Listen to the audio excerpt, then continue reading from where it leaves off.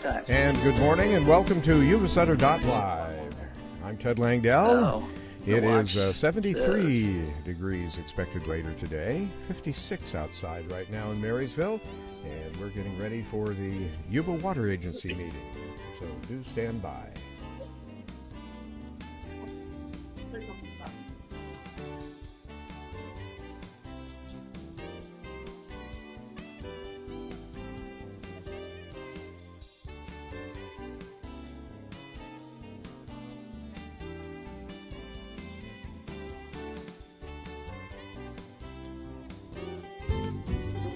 Yuba-Sutter.LIVE's local government live streams are presented by Plumas Lake Self-Storage in Plumas Lake, where lifelong local residents are helping other residents keep things safe, providing indoor storage units, outdoor RV and vehicle parking,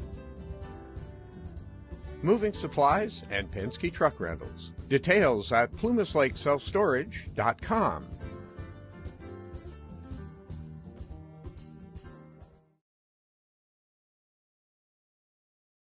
Indivisible, with liberty and justice for all. Director Freer is going to lead us in invocation. Our Father who art in heaven, hallowed be thy name. Thy kingdom come, thy will be done on earth as it is in heaven. Give us this day our daily bread. Help us forgive those who sin against us, as you forgive us. Lead us not into temptation, but deliver us from evil. For yours is the power, kingdom, and glory forever and ever. Amen. Amen. Thank you. Hey, thank you, sir. Public comment. Mandy. Comment is an opportunity for members of the public, to address the Board of Directors on any subject matter that is not on the meeting agenda and is within the board subject matter jurisdiction. Public comment periods are limited to 3 minutes per person, and total amount of time for public comment is 15 minutes. Persons participating by way of video conference or teleconference shall ensure their audio is muted at all times except when the board chair announces public comment periods. At those designated times, members of the public wishing to speak shall enable their audio and state their name for the record. When multiple members of the public wish to speak, the chair will determine the order of speakers and announce their names accordingly. To ensure proper conduct, the board reserves the right to mute the audio and video of any person of the public violating generally accepted principles decorum of official public meetings. We do have one public comment, and it is Tom McWhorter.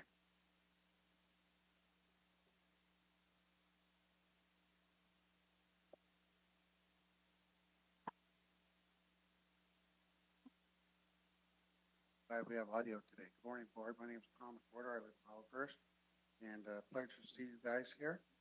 Most of you here were here last week. Anyway, I'd like to talk about the second spillway project, and just like to pose a question to everybody who hears this audio. And is that have you got a life insurance policy?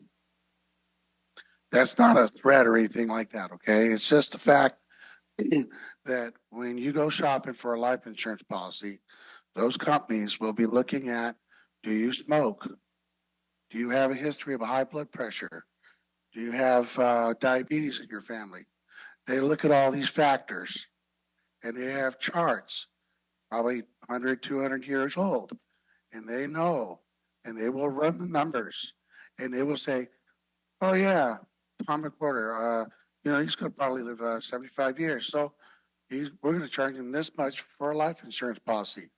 I appreciate the attention that Mr. Vasquez has given me. Thank you. When they run the numbers, then they give you a price. And if you don't have many risk factors, you're going to probably get a very low value or cost. $1 million policy to take care of your family. We have a very low risk factor of going from a 100 to the next level flood, 200. And so for anybody who gets shocked at oh my gosh, we're putting a dollar value, if we just save one life, we already have life insurance. You've already gotten accustomed to someone running the numbers. Here's a number I'd like to tell you about.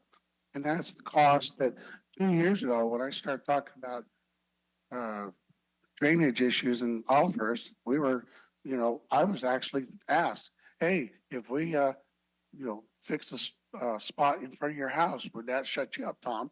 And I said, no. And then a proposal was made. Hey, I propose $75 million. Now that was 2 years ago. Now the number is, well, what do we get now? 48 from the state plus 9 from the water agency. So we're already up to 57, and that only covers a third, maybe a quarter of what we need. And that was only 2 years ago, when 75 theoretically would have covered the cost. So gentlemen, why are we spending 250 million at today's dollars on something that might not happen in 200 years? Every year, people lose property in my neighborhood because the water floods their driveways and their garages. My next door neighbor has everything up on pallets. Here we are talking about something that, in all odds, I'm not ever going to see. But yet, I've got kids walking their dogs in the middle of the street because the ditches they're just ditches. And all I asked of you folks, or the board, excuse me, the supervisor board, was just clean the ditches. But all I got was pushback. Oh, that's the homeowner's responsibility. Tom, you gotta wrap it up. Give you a little more time, but hurry up. All right. Okay, fine. Anyway, listen, 250 million, that take care of all first. I'll get off your back. You guys have a nice week. Thank you very much. Thanks, Tom. Anyone else from the public? All right. Consent items. Is there any comments on the consent? Move to approve. I'll second. All in favor? Aye. Opposed? None. Thank you. Okay, discussion items. Board chair will appoint a standing water management committee of 3 agency directors and 2 representatives designated by each of the member units. Estimated time will be 5 minutes. So I'm going to appoint myself, Director Matthews, Director Bishop to that committee, and Director Fear as an alternate. And the member units, how are we going to appoint from the member units? And let them decide? Yeah, once you create the committee, we'll talk to the member units and have them designate their representative. All right. We need to vote on that? I don't believe you need a vote. I think the chair can create the committee. I think there's just an opportunity for public comment. Anyone from the public wish to speak on that? Okay. Moving on to number 5. Review the energy risk management annual report for the fiscal year ending June 30th, 2023. Looks like Creighton, Maury, and Andy. Start with Maury. Andy?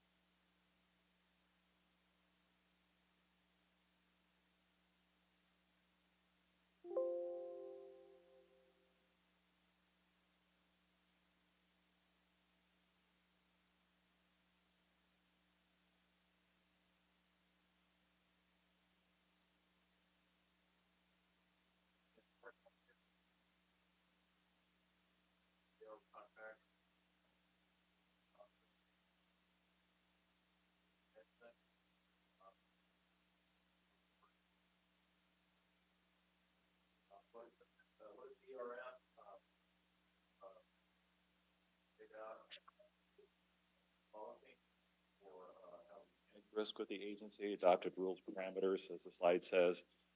You have a ERM committee responsible for working with us to help mitigate, create mitigation measures and ensure compliance with our ERM policy. Financially, you can see on the slide there for fiscal year 22-23, total KISO revenue came in at 145 million. We had other revenue, about 33 million, for a total for 22-23 of 178, rounding up, dollars. On there, a note, 21-22 revenue was 73 million. So pretty good spike from year to year for us. Looking at the overall trend since 2017, you can see kind of the dollar amount and the generation. So generation is the second column there. So 2017, we had a 1.9 million megawatt hours that we did. 2023, a little bit less than that, 1.8. But if you look over on the right-hand side, the CAISO energy, for back in 2017, the price was $30, $31. For last year, it came in at $85. So a significant spike increase on energy prices. And you can see the CAISO net revenue there, quite a bit higher than it was back in 2017. Some of the risks that we look at as far as the team, and again, going back to the policy, we look at the hydrology, where are we at currently in this year. We start looking at that in October for the next year and trying to project out where we want to put our energy, how much we think we can sell, how much we think we can generate, and trying to make some deals out with that amount of energy. And then as the year progresses, we're constantly looking at the California-Nevada River forecast. We're looking at the snowpack, the surveys, the aerial surveillance that we do, looking to see where the snowpack is and what the hydrology is going to be. And we get forward looks on that, trying to project out how much water is going to be coming into the reservoir and what are our best opportunities. Combined with that, we're looking at the energy market. Always looking for where's the best spot to try to move water to maximize the revenue for the agency. What are our opportunities there? That includes our products like resource adequacy, the RECs that we can sell, carbon free, and the day ahead market that we sell into through the CAISO. We're also looking at operational performance risk. So we're looking at the units. What is our availability with the units? How are we doing? Is there any issues, chance that the units might trip, come offline unexpectedly? So we're working with maintenance operations, trying to look at those opportunities and try to minimize that risk and make sure that we keep our units in top shape. We're also looking at regulatory and political risks. You know, what can happen out there? You know, the governor signs a new piece of legislation, you know, that'll have an instant effect on what we can do or can't do. So we're always looking at that and have our team as part of that forward-looking group. And then finally, we did update our EMSA, our master agreement with Shell this last year. We did some changes in the CAISO revenue sharing scheme to our advantage. Transaction fees for resource adequacy were reduced. And then we also withheld or took the option of internally the agency selling 50 megawatts of resource adequacy. We're trying to get our feet wet, understand the market, and see what goes on there. And lastly, we did take over all of the carbon-free and the renewable energy credits. So that's something that we do internally. We do work with Shell. We do have a lot of conversations with outside parties, but constantly looking for where's that advantage and trying to get the market knowledge of how we can do better and improve in our sales and revenue stream again for the agency. That's all I have there. Is there any questions from anyone? Yes. Could you go back to your chart that had that one? If you look at the first 3 years, you see that it says Yuba water price is like $41. CAISO price is $40. Same with the 2 years before that. I just wanted to make the comment that the staff, this was the professionals of our energy consultant. The staff was able to take their recommendations and refine it. And if you'll notice, after that, we were beating the CAISO price by $10 a megawatt. And you multiply that over, that's millions of dollars. And this came about with the leadership and the staff getting together and finding out how to maximize our money. And I just wanted to point out to everyone that this isn't just a small difference. This is a huge difference. If they had made one more column, would have showed the revenue difference, it would be phenomenal. I just wanted to not let anyone miss that, because the staff and the management just did an outstanding job on it. So through the chair, following up kind of on that question, just to make sure I understand these last two columns on this chart correctly, the Cal ISO energy price, that's essentially what the average price was in the day ahead market, and the Yuba water energy price is the average price that we actually got. Is that correct? That's correct. Okay, thank you. But it comes about because they have to bid on like 15-minute increments. So they have to decide to hold back before a heating event. But I just wanted to point out, the first 3 years, we didn't have that advantage. But the staff made this multi-million-dollar investment in finding a better way to do it. And then, of course, they also then renegotiated the contract. Absolutely, Charlie. Thank you for bringing that up. I think that's really important to understand. I wanted to ask, what does your crystal ball say? I mean, I'm sure this last year's revenue is not a new normal, but do you think we're going back to, $40 or $50 million a year in revenue, or are we going to be somewhere in between? What do you think? We're still running ahead of the price curves there on the 2018, 17, 18, 19. So we're doing pretty good. I don't have I didn't look at a number this morning or anything, but we are doing pretty good. I'll go ahead and add on to that. Here's one snapshot in time, and it just so happens to be right in front of me. I have January's numbers that I'll report out in my manager's report, but and I'll go from recollection on January last year. This January, our total revenue was $8.6 million. Last January was $30-something million. So last year was a big time anomaly. It's definitely not the new normal. However, Maury mentioned the kind of regulatory and political pressures. California is leading the world in decarbonization, basically. Electrification and electrifying basically everything. And we're basically in the infancy of that, but I think we'll see additional pressure on all forms of electric generation, including hydro. So I think we'll continue to be valuable. Are we going to see years like we see right there in 2023?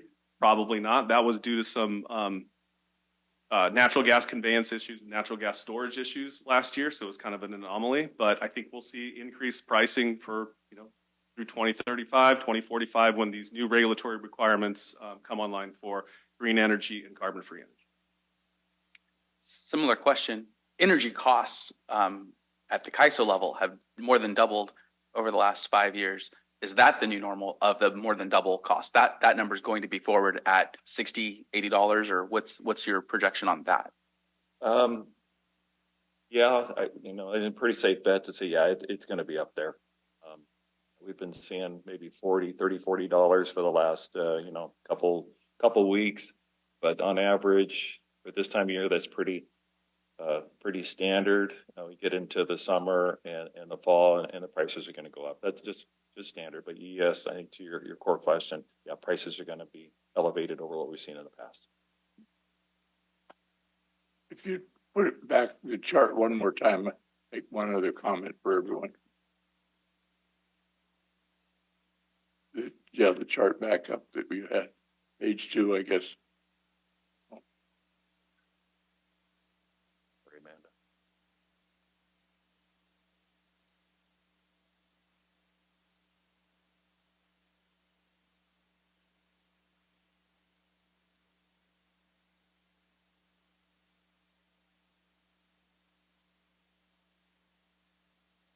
The second column, generation, that is determined by the rainfall. The staff has no input to make that very, very much different. Just the column, the third column is their things. So when you see the prices going up and down, the generation is set by rainfall, but the price is set by the staff. And I just wanted to say again that that's an unbelievable change from when we started. I'll just add to that. We slightly impact generation, although we haven't, since I've been at Yuba Water Agency for 7 years, we haven't had a major unplanned outage, but that's one way we do impact that generation number, is ensuring that our generators are available. But we always have to deliver water to meet the minimum accord flows. If our generators weren't available, we wouldn't be able to generate when we deliver that water. But by making our generators available, we do positively impact that number. It just so happens we don't have a lot of unplanned outages here. And you also have a future plan to make a bigger buffer in Englebright, which would give you abilities to maximize heating events. Yeah, there's operational strategies that we have in mind, yes. Any other questions? I'd like to make one last comment before we leave this. Maury Miller, the guy that just gave you the presentation, has been with the water agency for 10 years, and this is his last month at the agency. He's retiring at the end of April. He's taking April off on vacation, so this is the last board meeting we'll see Maury. I got to thank Maury for basically helping us at the agency establish everything you just saw. Maury started his career at LA Department of Water and Power, then went to Department of Water Resources, and 10 years ago came to Yuba Water Agency in preparation for leaving the PG&E Power Purchase Agreement. So he's been here about 10 years, and he's been instrumental in setting up our 24/7 control room, all of the compliance and 24/7 scheduling that goes with that, setting up the original Shell agreement, helping me modify the first modification of the Shell agreement some 5 years ago, and then Maury would basically negotiated the last modification last year. He's helped bring people like Andy along. He helped set up our daily group that works to strategize on basically everything that Director Matthews just commented on, and increasing our bid strategy and our success at actually marketing our generation. So I want to thank Maury for everything he's put into this agency. He's been instrumental in all of our operations, but in particular our marketing of our energy. So Maury, you're the man. Thank you so much.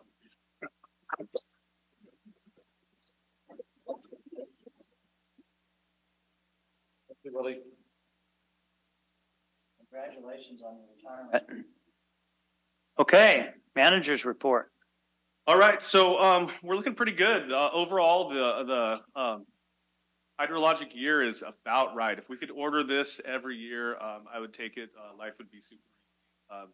We've, ever since kind of early to mid-December, we've had, moderate storms. They started to fill the reservoir a few weeks ago. We got a nice addition to the snowpack. A cold front came through.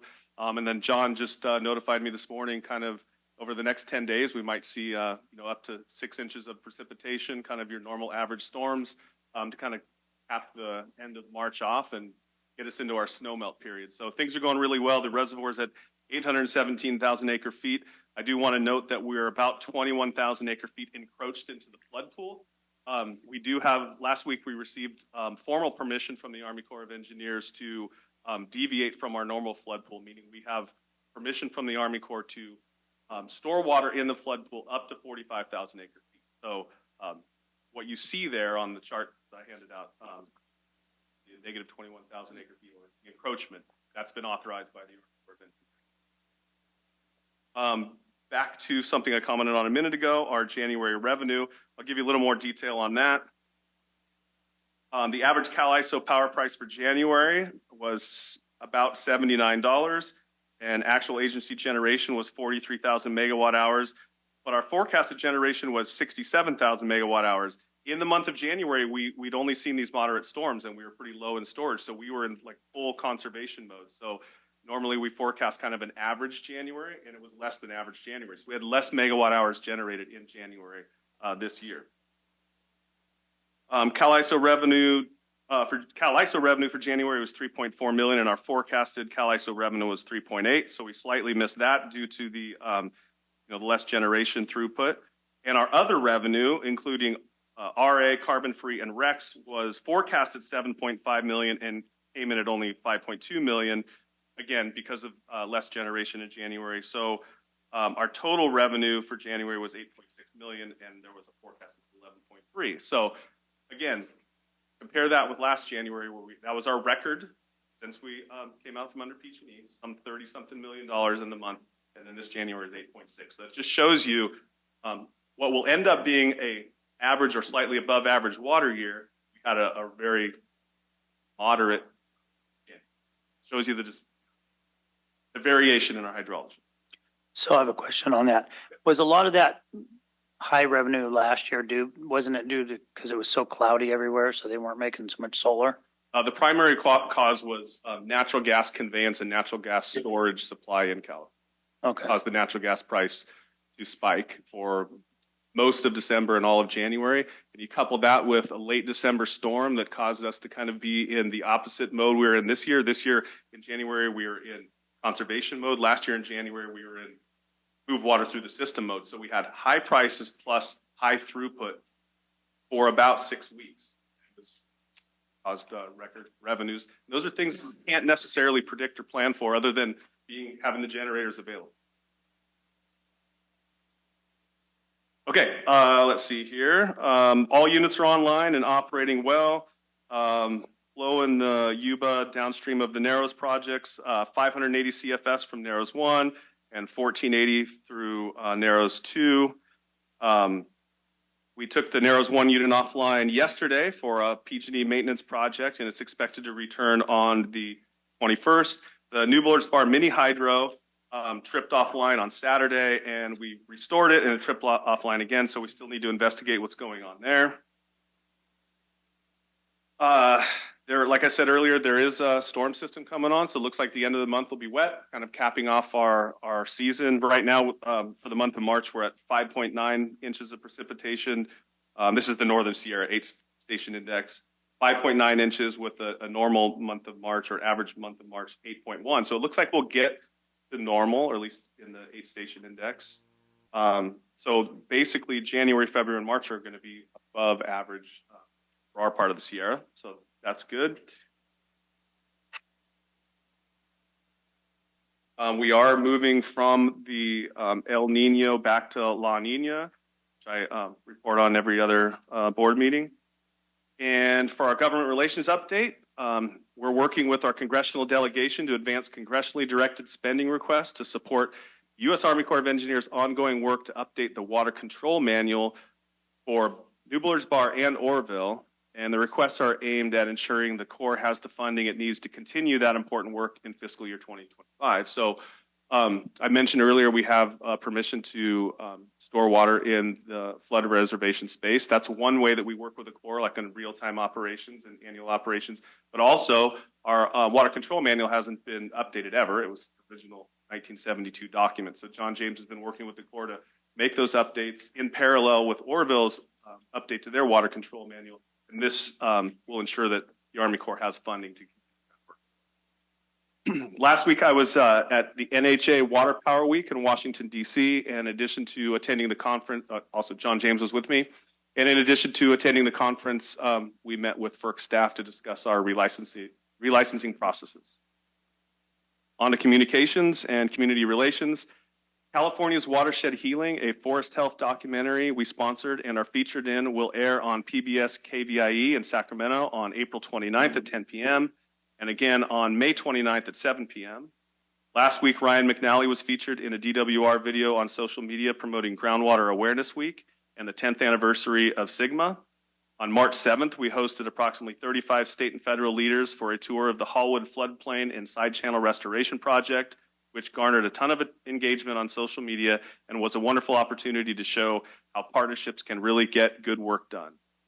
That was a site visit that was requested by Wade Crowfoot. We had a week to put it together. I want to compliment our staff on being able to jump at that opportunity and make sure that the event went off without any issues. It was great weather, great event, and great coverage. Upcoming sponsorships include the Acting Company's 40th anniversary celebration dinner, the Kokanee Power Fishing Derby at Bullards Bar on April 6th, and we also sponsored the Yuba-Sutter Symphony's annual performances. So now we'd like to take a minute to introduce a new video that we've added to our toolbox before we make it public.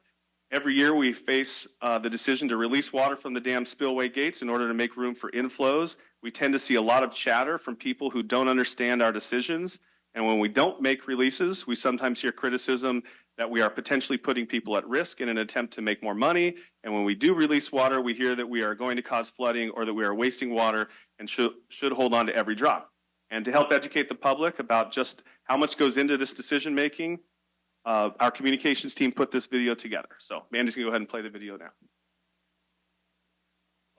Releasing water from the dam. It can be pretty controversial, and we get your concerns. After all, in Yuba County, we're no strangers to extreme weather. So we'd like to take this opportunity to reassure you we've got this. First of all, let's talk about why we have the dam. New Bullard's Bar was built over 50 years ago to reduce flood risk and improve water supply to the county. These are our top priorities, and they always will be. Producing hydroelectricity and selling water are secondary.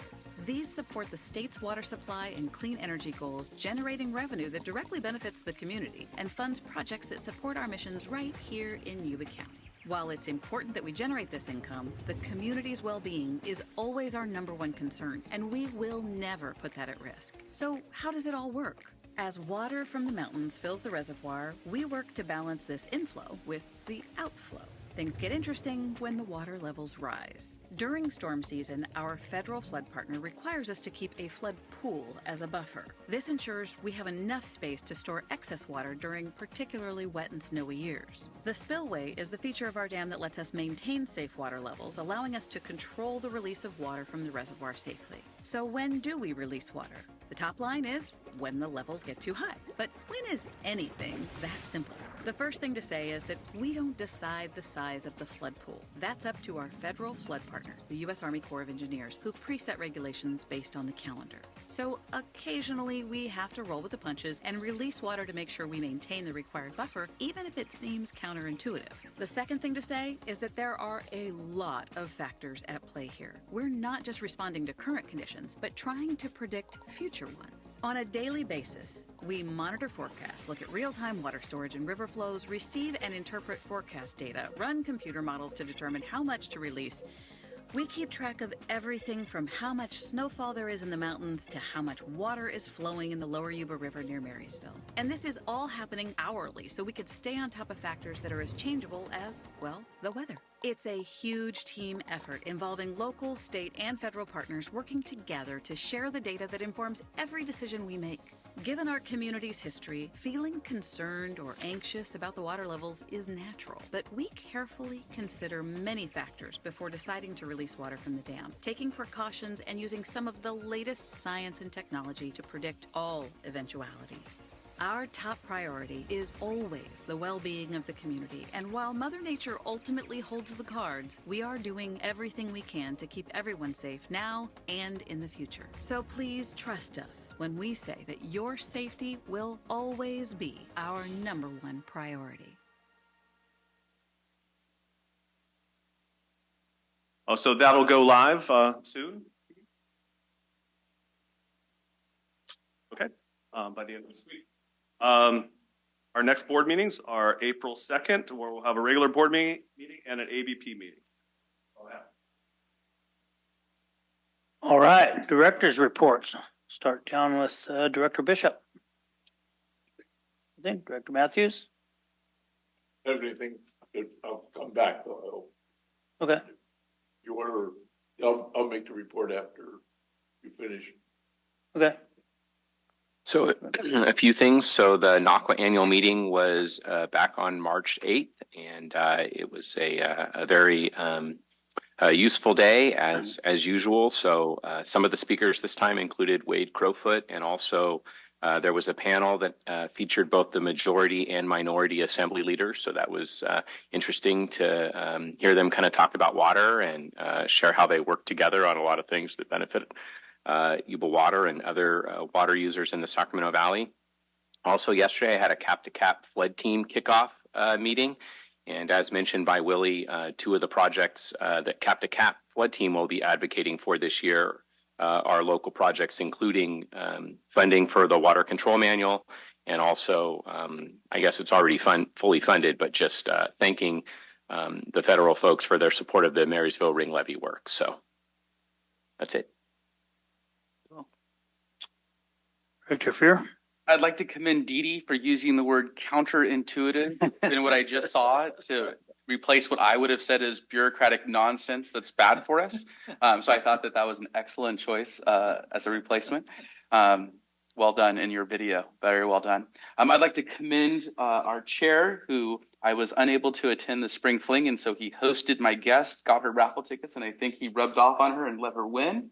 So thank you. And then I'll have to condemn Mr. Bradford, who stole my tickets to dinner in the orchard. So just want you to know I'm keeping track of who's helping and who's not. There is an event coming up. I believe we mentioned the gala. I will be serving drinks there. It is a fundraiser, and I want to see you all drunk. So come to the gala, and I will sell you lots and lots of alcohol. Don? I think I mentioned this at another meeting and on another time, but I had a nice meeting with James Corliss from SACOG, and we were mainly confirming the interconnection of the various trails from the different jurisdictions, all of lead toward better access and use of all of our natural resources. So I think everybody's on the same page on that. So thanks. Andy? Oh. Mark Twain had a saying. He says, if you don't read the paper, you're uninformed. If you do read the paper, you're misinformed. And I offered, when Orville had the slight problem, to loan them our maintenance manuals, which they didn't think too highly of that offer. So, but I have a couple of questions for Willie. There's some information out there that's being, let's say, misinformation. A question of Willie is, who paid the bonds used to build the Bullard's Bar project? It's my understanding that PG&E paid all those bonds. And is that the case? Yeah, that's correct. That's how the 50-year power purchase agreement worked. The agency sold the revenue bonds, but we had a contract, a 50-year power purchase agreement with PG&E, where PG&E would repay those bonds over 50 years, and I believe they repaid the bonds in like 44 years or something like that. But that's how those bonds were repaid. So the bonds were used to construct the project, the dam and the powerhouses, and they were paid for through PG&E. And in turn, PG&E received the electric generation, actual megawatts produced by our project for 50 years. Well, I think we're the only ones in history in California who actually had a project that we figured out how to pay for it ourselves. It's rather unique.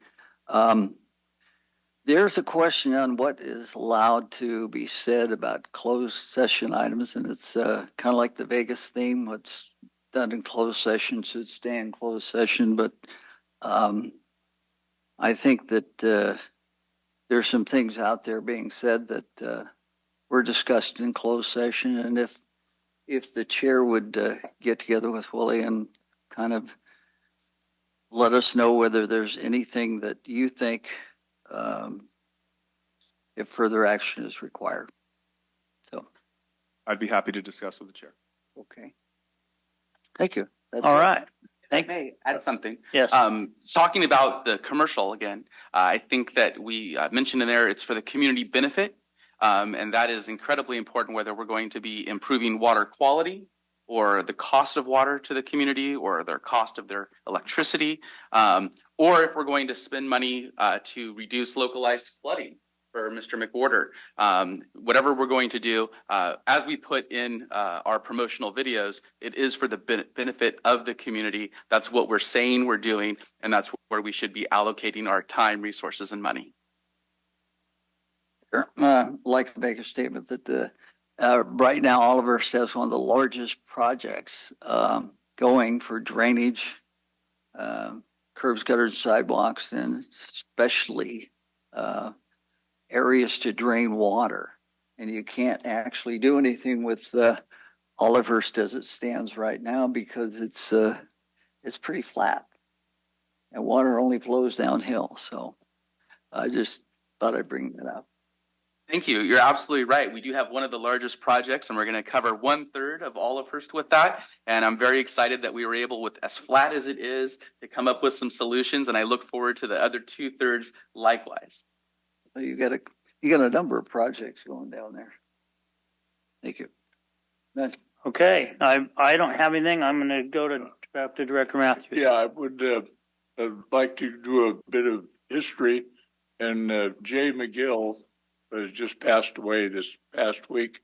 And I'd like to be able to inform the people that his impact on the water agency. He was a part of the pod committee that when we took the power purchase agreement, and we found the part where PG&E couldn't make generation in July and August if the lake was below a certain elevation. And we were able to take that against PG&E's saying we couldn't do it to start with. And that made the first water sales south of the Delta, which financed the agency through water sales till we got power purchase money in 2016. He was also testified before Congress in Washington, D.C., and started the first funding we got to study the Yuba River problem. And later the agency was able to build on that and get funding for all the levee projects. He was also here when we hired, he was on the committee that hired Don Wilson, and I can't read my writing, pardon me. Oh, the water sales south of the Delta. So anyway, I would like to adjourn the meeting in his honor and send an appropriate thanks to the family. Okay. Everybody good with that? So, okay. Meeting's adjourned.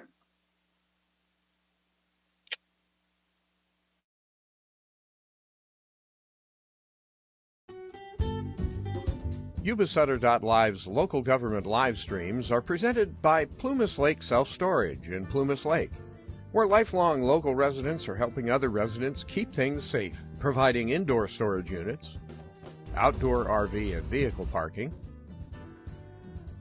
moving supplies, and Penske truck rentals. Details at plumaslakeselfstorage.com. Hi, I'm Neil Goforth of Comfort Keepers of Yuba, Sutter, and Nevada counties. Caring for elders or even yourself has challenges. Comfort Keepers of Yuba, Sutter, and Nevada counties can help you address today's issues and plan for tomorrow with in-home and specialized care for you or your family members. Call us at 530-749-8800. Comfort Keepers of Yuba, Sutter, and Nevada counties.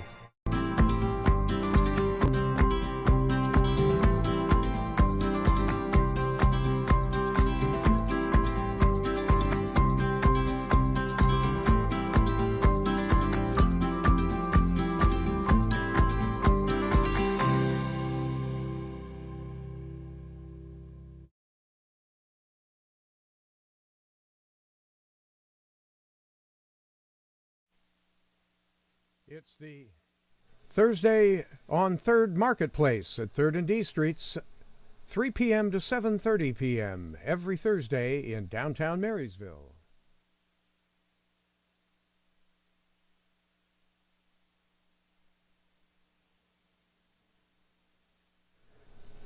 We get support from community leaders like Brett Hasty, Gary Bradford, Chris Branscombe, and Neil Goforth. You can join them and help us keep Yuba-Sutter.LIVE live right here on Yuba-Sutter.LIVE on Facebook and on YouTube. I'm Ted Langdell. We thank you for watching this morning, and we hope that you're able to join us at 6 o'clock tonight when we will have both the Yuba City Council and the Marysville City Council. Some interesting things going on with the Marysville City Council meeting in terms of economic development and the housing reports, and other stuff that relates to how Marysville will grow in the future. So tune in for that. There's other things going on in the Yuba City Council meeting that you will find in the link below or in the text below our video. You're watching Yuba-Sutter.LIVE, Yuba-Sutter's television station.